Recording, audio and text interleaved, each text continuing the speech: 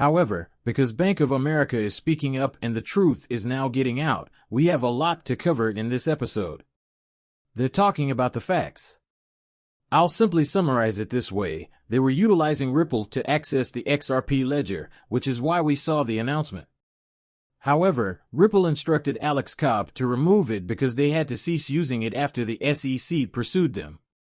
Let that sit in for a moment because JP Morgan, Consensus, and Bank of America posed a threat to their exact business practices. However, now that the SEC has stepped aside, Ripple has complete authority to enter the U.S. and do whatever it wants with all the major banks that wish to join and begin using the Ripple suite of software and the XRP ledger along with XRP the stablecoin. I hope you're prepared. JP Morgan. I hope you're prepared for the theorem's consensus. The truth is now coming out, and you are aware of what you did. We will review the XRP chart and also examine the Velo chart since, as you can see, XRP is still holding well. It is currently hanging in there. Let's get into the markets now. $93,785 in Bitcoin right now, it's in the red. Now down 1.23%, the theorem is up 2.31% at 3,319 points. Both USDT and USDC are trading at their dollar pegs, and XRP is doing great at $2.30. I'll assume that there was a sharp decline to the lower 220 range. We had a good little breakout yesterday that we were attempting to hold, and we recovered. We had the breakthrough signal yesterday at approximately 4 p.m. Eastern Standard Time, thus we got the break. We received the breakdown this morning at around 2 in the morning, and we are currently trying to reverse the trend and reveal it to you in a single second. The market capitalization of cryptocurrencies, $3.28 trillion. Good morning. We don't want to begin Thursday in this manner. The breakdown began. An excerpt was going to be a bit chop, a little crimson today, based on the powerful breakdown. You understand what I mean. This is the chart. This is what we are examining. This is the chart's positive breakaway. The prime score indicates whether we are bullish or bearish on the present asset. It is an 8 on a scale of 1 to 10. The 4-hour bullish, 1 day in the monthly bullish, and so on. Since the volatility is neutral, we are really bullish about it. What are we looking at? As you can see, we had to break up because we got above the green, but it did not last long because now that we're back, we've seen the reversal on it and we are bearish. This is the present day, and we can zoom in a little bit. The breakup signal went down about 10 minutes ago, at 6:19 a.m., and at 625, not even 6 minutes ago, we are seeing the reversal in red, which is not good. Allow me to introduce you to one more signal. The momentum waves will be what we introduce. This will provide us with precise information on the price's future movements. At the top of these thick green lines, do you notice these thick red ones? A complete reversal to the downside is imminent when these candles turn red. A reversal to the upside is imminent when the candles reach the green. These candles were seen dipping in. We anticipated an upside breakthrough, and there you have it. We went up, failed, were retested, touched the green once again, and then got back up. We can return. It occurred twice on Thursday. Returning to the chart, we can see the exact moment at which we saw a downward reversal. What are we looking at for XRP at the moment? It went up into the red and reversed on down. It appears that it will chop for a little while longer. We have been stuck in that range, as you are aware, we have discussed it extensively. The range falls between 230 and 250. We are not experiencing any breakouts. The breakout will occur, it will happen.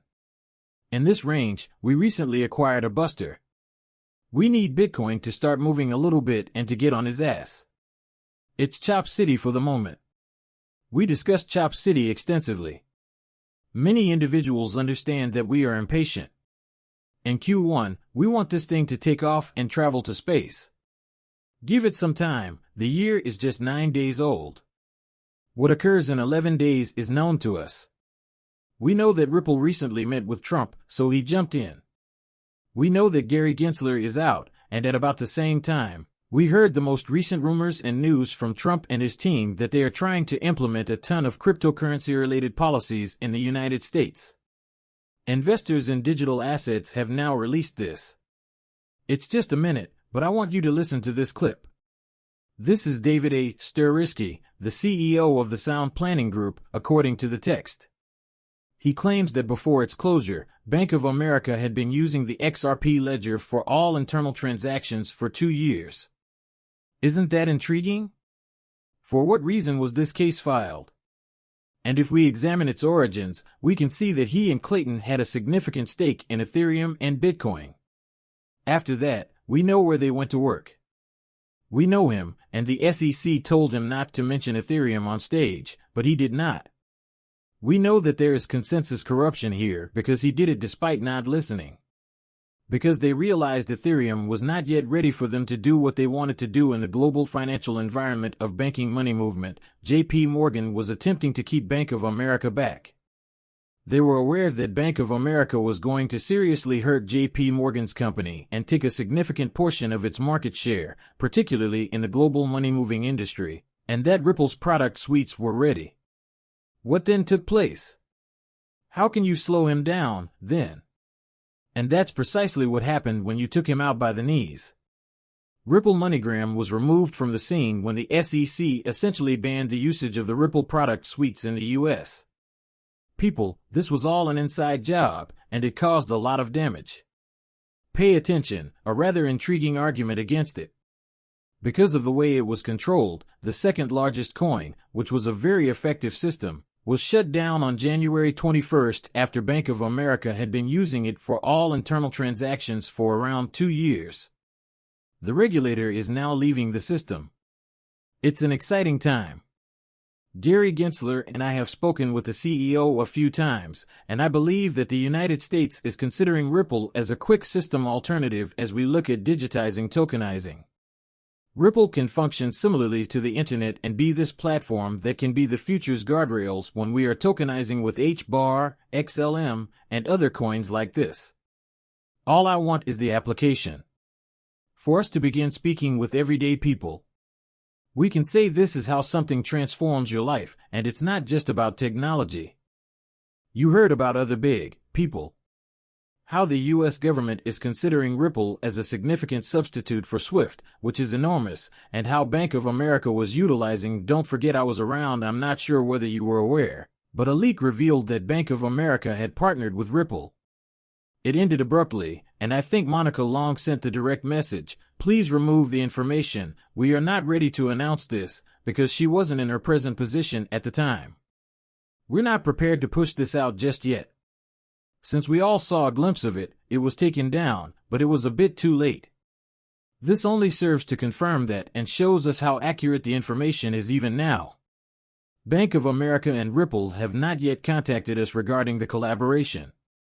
I believe that the lawsuit simply caused a lengthy delay, but that is all coming to an end, so we'll see what happens when the secret is revealed. What happens when this big bank declares that it is using XRP and RippleNet?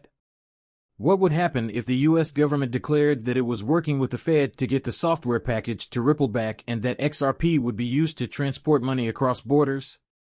What do you think the purpose of the test in Palau is? We are so near to the finish line, people, so close, and everything we have ever imagined and dreamed of is coming true.